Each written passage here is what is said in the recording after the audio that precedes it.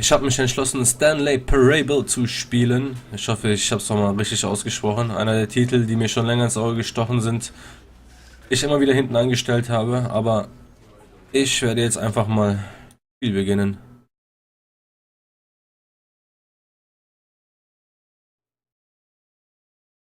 This is Click the to skip. story of Oh. a man named Stanley. Stanley worked for a company in a big building where he was employee number 427. Employee number 427's job was simple. He sat at his desk in room 427 and he pushed buttons on a keyboard. Orders came to him through a monitor on his desk, telling him what buttons to push, how long to push them, and in what order. This is what employee 427 did every day of every month of every year. And although others might have considered it soul-rending, Stanley relished every moment that the orders came in, as though he had been made exactly for this job. And Stanley was happy. And then one day, something very peculiar happened. Something that would forever change Stanley. Something he would never quite forget. He had been at his desk for nearly an hour when he realized that not one single order had arrived on the monitor for him to follow. No one had showed up to give him instructions, call a meeting, or even say hi. Never in all his years at the company had this happened, this complete isolation. Something was very clearly wrong. Shocked, frozen solid, Stanley found himself unable to move for the longest time. But as he came to his wits and regained his senses, he got up from his desk and stepped out of his office. Okay. Entweder haben wir nachts oder mittags. Wenn nachts ist es ein echter alter Workaholic. Auf jeden Fall sind wir jetzt befreit von unserem Stuhl und von unserer seelenzerstörenden Arbeit, so wie es einige bezeichnen würden. Wir können uns ducken. Oh, fuck. But Stanley simply couldn't handle the pressure. What if he had to make a decision? What if a crucial outcome fell under his responsibility? He had never been trained for that. No. This couldn't go any way except badly. The thing to do now, Stanley thought to himself, is to wait. Nothing will hurt me. Nothing will break me. In here I can be happy forever. I will be happy. Stanley waited. Hours passed, then days. Had years gone by?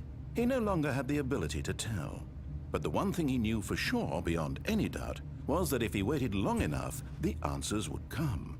Eventually, someday, they would arrive. Soon, very soon now, this will end. He will be spoken to. He will be told what to do. Now it's just a little bit closer. Now it's even closer. Alter, was denn? It comes.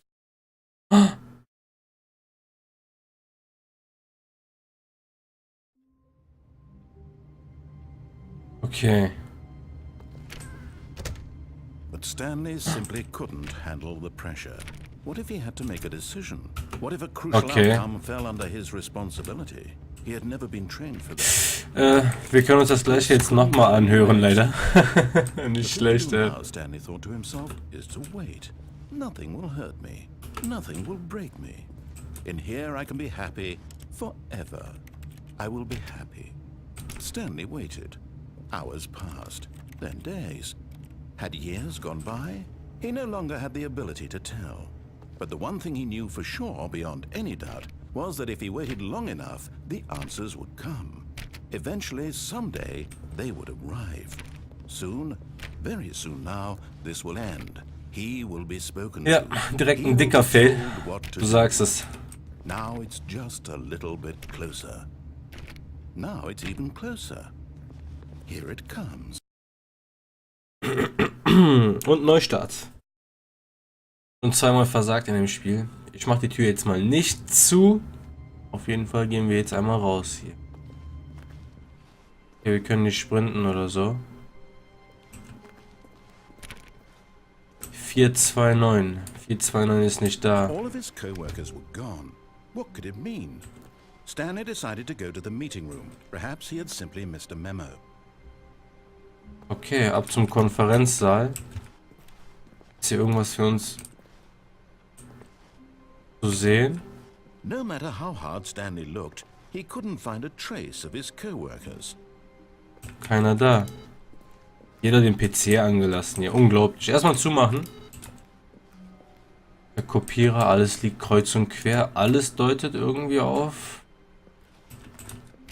Monster hin.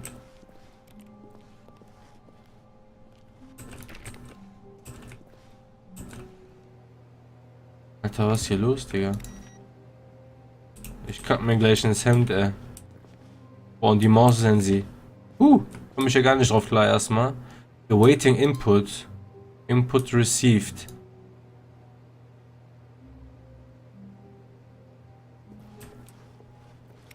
Ist dramatisch, Junge, ey. Stanley went around touching every little thing in the office, but it didn't make a single difference, nor did it advance the story in any way. Ja, du hast recht, verdammt. Stimme, sei leise jetzt. Ich muss halt alles anfassen, Mann, ey. Du kennst mich noch nicht. Wir lernen uns gerade erst kennen. Chill noch. Nein, habe ich nicht. Ich habe keinen Rechner vergessen. Oh, doch. So. Energiesparmaßnahmen.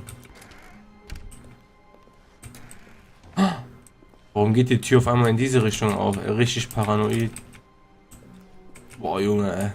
Irgendwie habe ich so ein bisschen Half-Life-Szenario gerade bei mir im Kopf. Aha. When Stanley came to a set of 2 open doors, he entered the door on his left. Er ging durch die linke Tür. Das ist jetzt dreist. Bin ich durch die linke oder rechte gegangen? Komm, ich bin durch die linke gegangen.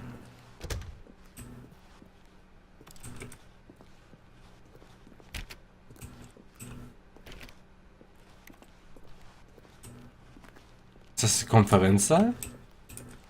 Yet there was not a single person here either. Feeling a wave of disbelief, Stanley decided to go up to his boss's office, hoping he might find an answer there. Okay. How to solve a dispute with a coworker, Using slides to assure employees that everything is okay. The slick blue graphic in the header, blah blah blah, Everyone is unique. You most of all. Unique. Ich habe wahrscheinlich irgendwie eine Schreibmaschinenhand oder so. Auf jeden Fall existiere ich nicht wirklich. Hört sich an wie bei der Enterprise so. Spock, beamen Sie mich hoch. Ich kann sie nicht fixieren. Captain. Er ist zu gut. Boah, Alter.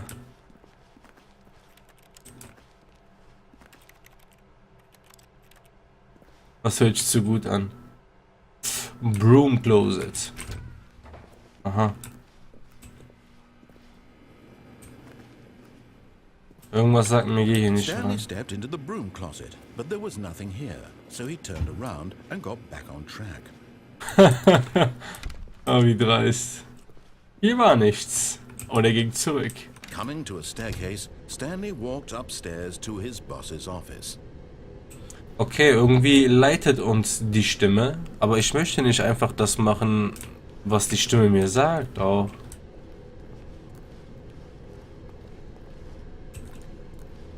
Oder geht's auf jeden Fall irgendwie lang? Ein Auto. But Stanley just couldn't do it. He considered the possibility of facing his boss. Admitting he had left his post during work hours, he might be fired for that. And in such a competitive economy, why had he taken that risk? All because he believed everyone had vanished? His boss would think he was crazy. And then something occurred to Stanley. Maybe, he thought to himself, maybe I am crazy. All of my co-workers blinking mysteriously out of existence in a single moment for no reason at all? None of it made any logical sense. And as Stanley pondered this, he began to make other strange observations. For example, why couldn't he see his feet when he looked down? Why did doors close automatically behind him wherever he went? Ja. And for that matter, these rooms were starting to look pretty familiar. Were they simply repeating? No, Stanley said to himself, this is all too strange. This can't be real. And at last, he came to the conclusion that had been on the tip of his tongue. He just hadn't found the words for it. "I'm dreaming!" he yelled. "This is all a dream." Oh, what a relief Stanley felt to have finally found an answer, an explanation. His co-workers weren't actually gone. He wasn't going to lose his job. He wasn't crazy after all. And he thought to himself, I suppose I'll wake up soon. I'll have to go back to my boring real-life job pushing buttons. I may as well enjoy this while I'm still lucid. So he imagined himself flying and began to gently float. Oh my Gott! Around. Then he imagined himself soaring through space on a magical starfield, and it too appeared. It was so much fun, and Stanley marveled that he had still not woken up. How was he remaining so lucid? And then perhaps the strangest question of them all entered Stanley's head. One he was amazed he hadn't asked himself sooner. Why is there a voice in my head dictating everything that I'm doing and thinking? Now the voice was describing itself being considered by Stanley, who found it particularly strange. I'm dreaming about a voice describing me, thinking about how it's describing my thoughts, he thought. And while he thought it all very odd and wondered if this voice spoke to all people in their dreams, the truth was that, of course, this was not a dream. How could it be? Was Stanley simply deceiving himself, believing that if he's asleep, he doesn't have to take responsibility for himself? Stanley is as awake right now as he's ever been in his life. Now, hearing the voice speak these words was quite a shock to Stanley. After all, he knew for certain, beyond a doubt, that this was in fact a dream. Did the voice not see him float and make the magical stars just a moment ago? How else would the voice explain all that? This voice was a part of himself too. Surely, if he could just... He would prove it. He would prove that he was in control, that this was a dream. So he closed his eyes gently. He invited himself to wake up. He felt the cool weight of the blanket on his skin, the press of the mattress on his back, the fresh air of a world outside this one. Let me wake up, he thought to himself. I'm through with this dream. I wish it to be over. Let me go back to my job. Let me continue pushing the buttons. Please. That's all I want. I want my apartment and my wife and my job. All I want is my life exactly the way it's always been. My life is normal. I am normal. Everything will be fine. Ist so gut, Mann. Ich kann nicht mehr. Ich kann mich nicht mehr beherrschen, ey. Danach musste ich in die Anstalt von Outlast. Ich bin nicht okay, Mann. Stanley began screaming. Please, someone, wake me up. My name is Stanley. I have a boss. I have an office. I am real. Please, just someone tell me I am real. I must be real. I must be. Can anyone hear my voice? Who am I? Who am I? And everything went black.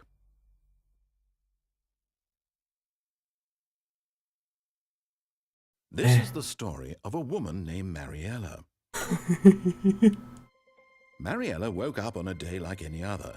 She arose, got dressed, gathered her belongings, and walked to her place of work. But on this particular day, her walk was interrupted by the body of a man who had stumbled through town talking and screaming to himself, and then collapsed dead on the sidewalk.